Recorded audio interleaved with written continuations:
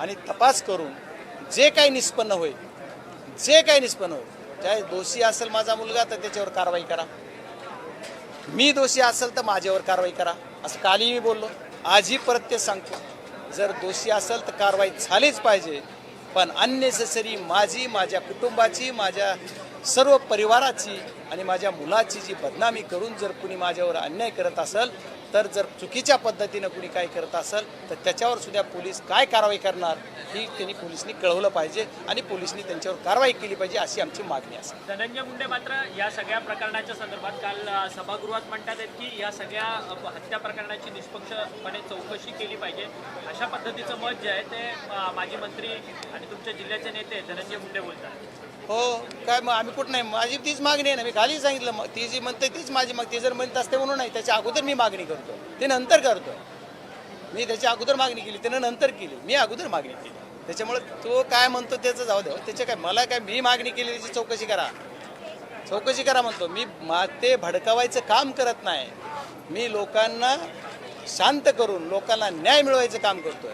त्या कुटुंबाला न्याय मिळाला पाहिजे, त्याची हत्या झाली, त्या हत्या झाल्याच्या नंतर ते कुटुंबाला कुठल्या ह्याच्यात जात असेल त्या कुटुंबाला सहकार्य झालं पाहिजे, कुटुंबाला न्याय मिळाला पाहिजे. आणि खरंच माझा मुलगा त्याच्यात असेल ना तर शासनानं सुद्धा कठोर कारवाई केली पाहिजे. मी त्याच्याबरोबर 100% त्या गोष्टीला तयार आहे. मी म्हणजे सुरुवातीला माझं नाव आलं ती का बाजूला निघलं, पुन्हा मुलाचं का आलं आणि आता मुलाचं आलं ते बी करू द्या तपास. मी तर म्हणतो माझा मुलगा तिथंच आहे, की मी काय पळवून लावलं नाही कुठं, माझ्या घरीच आहे. आज मी कुठले लग्नाचे ह्याचे जे कार्यक्रम मी जायला पाहिजे तर माझा प्रतिनिधी तिथं जातोय, तो आज कार्यक्रमात आहे, त्याला काय असेल ते चौकशी करा. माझ्या घराचे CCTV घेतलेत, कॉल डिटेल्स CDR काढलेत, माझे सुद्धा CDR काढायचे असले तर SP साहेबाला सांगितलं माझ्या फोनचे सुद्धा CDR, तुम्हाला कायद्याने कुठं अडचण असेल तर मी तुम्हाला तुमच्या वाहिनीच्या माध्यमातून सुद्धा मी त्यांना परमिशन देतो, तुम्ही माझे पण CDR काढा. कारण खासदाराचे CDR काढताना काही थोडं त्यांना रिस्ट्रिक्शन आहे, बंधन आहे की घेता येत नाहीत परमिशन शिवाय, तर मी परमिशन देतो, घ्या. परंतु या सगळ्या प्रकरणामध्ये खरं तर तुम्ही संतोष देशमुख हत्या प्रकरणामध्ये सातत्यानं तुम्ही आरोपींना शिक्षा व्हावी ही मागणी म्हणून धरून ठेवलेला होता, परंतु आता मात्र विलास घुले हत्या प्रकरणात तुमच्यावरती कुठेतरी राजकारण सुरू आहे का? मी आज पण जे घटना बीड जिल्ह्यात घडतात त्या प्रकरणात मी सांगतोय, मी त्यावेळेसही सांगितलं दोषीवर कारवाई झालीच पाहिजे. आज पण मी म्हणतो दोषीवर कारवाई झाली पाहिजे. आज माझा स्टँड वेगळा आहे, आज ही या समाजाचा आहे, आज ह्या गावाचा आहे, म्हणून माझा स्टँड काही वेगळा आहे.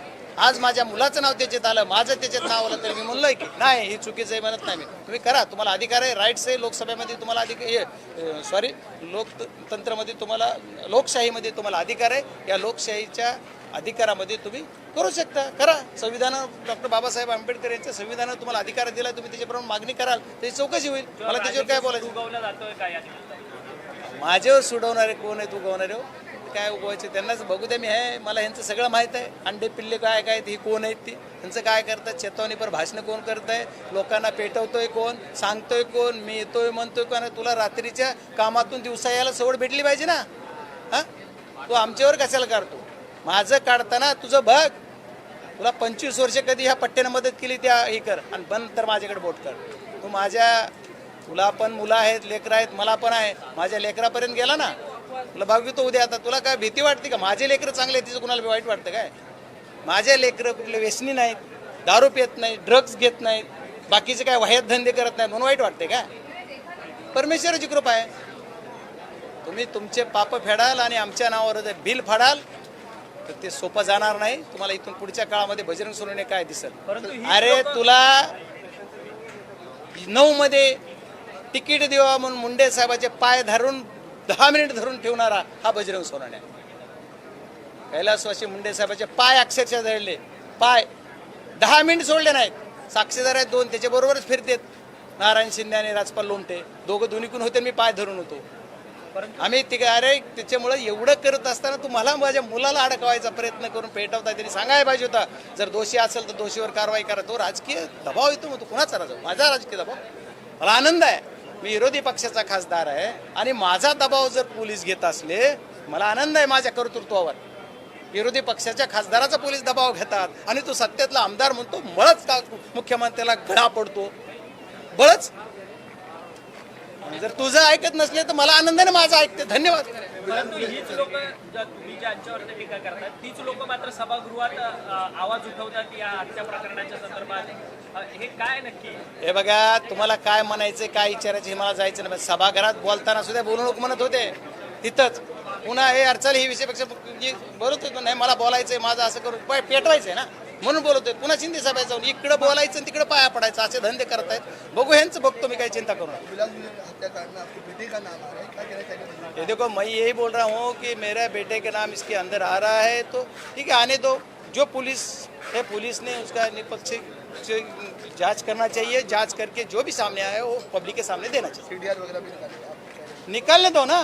और क्या है उसमें, करने उसको डर क्या है, करने दो उसको. मैं तो बोलता हूँ पुलिस को जो भी चाहिए वो हेल्प करेंगे हम. मैं करूँगा, मेरा बेटा करूँगा, मेरा फैमिली पूरा करेंगे और मेरा पूरा जितना कार्य करता है जो पूरा मेरा पार्टी के साथ हम पुलिस को सपोर्ट करेंगे. पुलिस को जो जांच करनी है वो करने दो. टारगेट किया जा रहा है.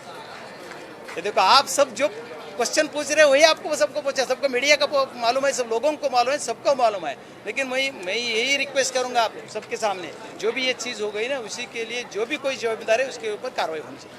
आज बात करें शिवसेना यूपीडी की, उनके एमसी आज ओम बिरला स्पीकर से मिलने वाले हैं दिल्ली में.